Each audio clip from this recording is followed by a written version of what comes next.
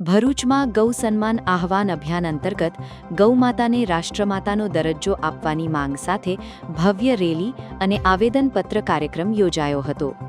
ગૌ ભક્તો, વિવિધ સેવાભાવી સંસ્થાઓના કાર્યકરો અને જાગૃત નાગરિકોની મોટી સંખ્યાએ આ અભિયાનમાં ઉત્સાહભેર ભાગ લીધો હતો. હાથમાં ગૌ સન્માનના સંદેશાઓ ધરાવતા બેનરો સાથે ગૌપ્રેમીઓએ શહેરમાં ભવ્ય રેલી યોજી જિલ્લા કલેક્ટર કચેરી સુધી પહોંચીને ગૌવંશના સંરક્ષણ અને ગૌ સેવાના સંદેશને જન સુધી પહોંચાડ્યો હતો. સમગ્ર માર્ગ પર ગૌમાતા પ્રત્યેની આસ્થા અને ગૌ સંવર્ધન અંગે જાગૃતિનો અનોખો માહોલ જોવા મળ્યો હતો. રેલી પૂર્ણ થયા બાદ આગેવાનો દ્વારા જિલ્લા કલેક્ટરશ્રીને આવેદનપત્ર સુપ્રત કરવામાં આવ્યું હતું. આવેદનપત્રમાં ગૌમાતાને રાષ્ટ્રમાતા જાહેર કરવાની મુખ્ય માંગણી સાથે ગૌહત્યા વિરોધી કાયદાઓના કડક અમલીકરણ, ગૌશાળાઓના સુવ્યવસ્થિત સંચાલન તેમજ ગૌ સેવાને પ્રોત્સાહન આપવા માટે સરકાર દ્વારા તાત્કાલિક અસરકારક પગલાં ભરવાની રજૂઆત કરવામાં આવી હતી. આ પ્રસંગે ઉપસ્થિત અગ્રણીઓએ જણાવ્યું હતું કે ગૌમાતા ભારતીય સંસ્કૃતિ, કૃષિ પરંપરા અને ગ્રામીણ અર્થતંત્રનો અભિન્ન હિસ્સો છે. ગૌવંશનું સંરક્ષણ માત્ર ધાર્મિક આસ્થા સાથે જ નહીં, પરંતુ પર્યાવરણ, કૃષિ અને સમાજના સર્વાંગી વિકાસ સાથે પણ જોડાયેલું છે. લોકોની આ લાગણી અને માંગ રાજ્ય તથા કેન્દ્ર સરકાર સુધી પહોંચે તે હેતુથી કલેક્ટરશ્રી મારફતે આવેદનપત્ર પાઠવવામાં આવ્યું હતું.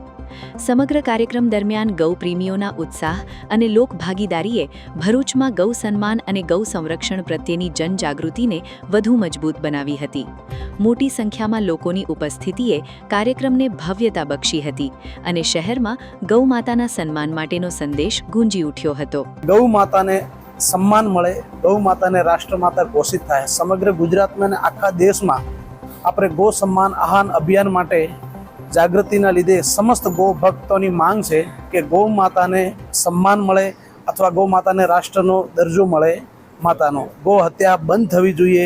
સનાતન હિન્દુ ધર્મને અંદર અમારી નજરોની આગળ અથવા સમસ્ત દેશમાં કોઈ પણ જગ્યાએ ગૌ માતાની હત્યા થાય છે, એ હત્યા કોઈ પણ હાલતમાં હવે અમે સહન નહીં કરીએ. સમસ્ત હિન્દુ જાગૃત છે, સમસ્ત સનાતન ધર્મ જાગૃત છે, અથવા એમાં મુસ્લિમ પણ બધા મુસ્લિમ પંથથી બી અમને સમર્થન આપે છે કે અમે બી સંમત છે.